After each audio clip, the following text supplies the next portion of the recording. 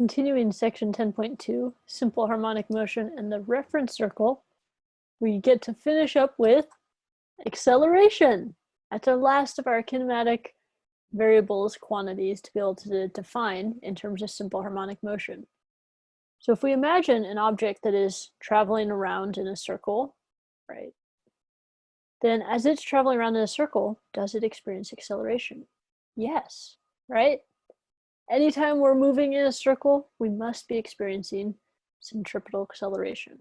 So that's what's shown here for the object that has this inward acceleration pointing towards the center.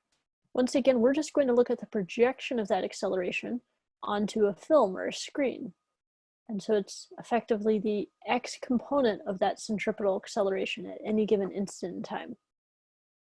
And with some geometrical analysis, you could show that that x component of the acceleration, which is going to be our simple harmonic motion acceleration, is given by negative the centripetal acceleration times cosine of theta, where once again that theta we can write in terms of the angular frequency in time, and AC we can instead, the centripetal acceleration we can instead write as r times the angular frequency squared.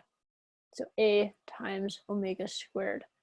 And that will be our maximum acceleration.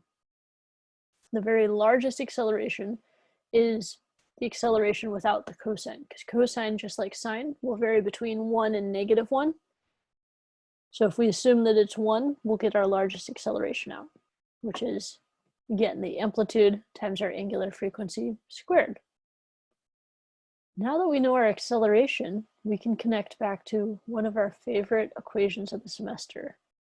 What's one of our favorite equations of the semester? Nothing else than Newton's second law, F equals ma, right? So the sum of the forces is equal to the mass times the acceleration here in the x direction. So our force is just the restoring force of the spring, negative kx, is equal to the mass times the acceleration that that spring experiences. But now we can plug in what we've learned about the x displacement as a function of time, that's equal to a cosine omega t, as well as the acceleration as a function of time, that it's negative a times the angular frequency squared cosine omega t.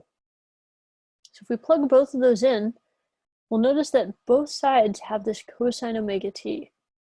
So the cosine omega t is going to actually divide out when we plug into that expression. And all that we'll be left with is negative ka on the left, negative k times the amplitude. And then on the right, we'll pull the negative sign in there, negative m times a times omega squared. Notice this is a case where yet the amplitudes will also divide out, right? So those will disappear. And the negative signs also would divide out. So those would disappear, become positives. Great, so what we're left with then is that k is equal to m omega squared, which is a useful equation in its own right, but we can rearrange it to solve for our angular frequency. This is the angular frequency of a mass on the end of a spring, of something with a spring constant. So if we divide both sides by m and take the square root, we're left with this equation, that the angular frequency of the spring is the square root of the spring constant divided by the mass. Something to note here is there's nothing about the amplitude in terms of the frequency. So it says nothing about how far that spring is stretched as it's oscillating back and forth. It could be a barely moving back and forth, and it will have the same angular frequency as the much larger amplitude case, which is pretty remarkable. That means it will have the same frequency as well as the same period. It'll only depend on that spring constant and the mass. Let's look at an example of this. So example 6, a body mass measurement device.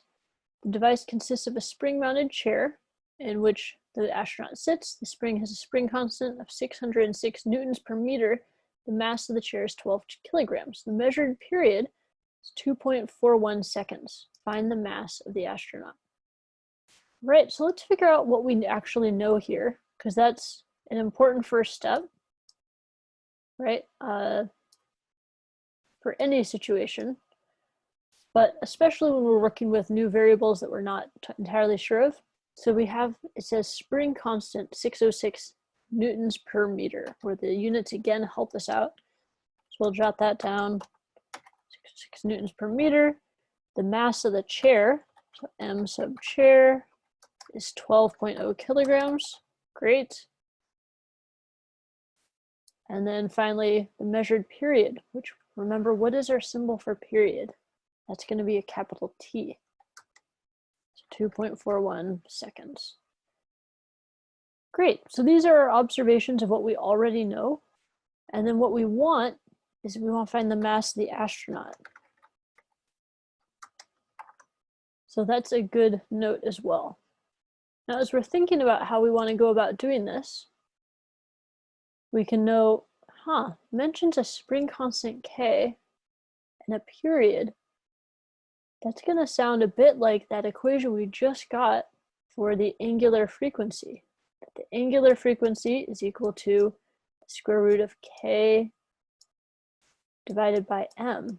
Ooh, and M is the mass. We want to find mass here. So this is sounding like a good sign. Well, what do we need to do if we want to solve for mass? We're first going to need to get rid of the square root. So I'm going to square both sides. So we have omega squared is equal to K divided by M. And then I could multiply the M across and divide by the omega squared. So M is switching places with the omega squared. M is equal to K divided by that angular frequency squared. Great, and we know the spring constant. Do we know the angular frequency? Not quite just yet, but we do know that the angular frequency is 2 pi times normal frequency, and normal frequency is the inverse of the period, so that means our angular frequency is 2 pi divided by the period, t. That's great. We can plug that in, and now we have an equation for mass that's entirely things that we already know. We need to be a little bit careful to make sure that we square everything properly and don't get their divisions, multiplications mixed up. But K divided by 2 pi all over T squared. All right, and that will give us a mass. Are we now done? Wait just a minute, right? Notice we've used the spring constant K in our period, but they also tell us the mass of the chair. Why do they tell us the mass of the chair? That's because this is the total mass, right? This isn't just the mass of the astronaut, but it's the astronaut and the chair, because those are, the astronaut and the chair are oscillating together. So they together make up the mass. So once we calculate this out, we'll need to subtract out the mass of the chair if we want to just find the mass of our astronaut. Let's take a look at that. So here all the steps are shown, right? So the mass total is K divided by 2 pi divided by the period squared, but the total mass is the mass of the chair plus the mass of the astronaut. So if we want just the mass of the astronaut, we'll have to subtract the mass of the chair. So it becomes this, what we already calculated for the total mass minus the mass of the chair, and it comes out to 77.2 kilograms. So this is one demonstration, probably not one you'll use, but it is one that's actually used with astronauts, because guess what? If you're in outer space, you can't just step on your bathroom scale anymore because you don't have gravity pulling you down. But this spring will still work even without gravity. Even in a weightless environment, the oscillations of the spring will be directly tied to how much mass you have. So this equation for the angular frequency is one that can be very precise. And we'll get to take a look at it with a real spring in lab as well. So stay tuned for that.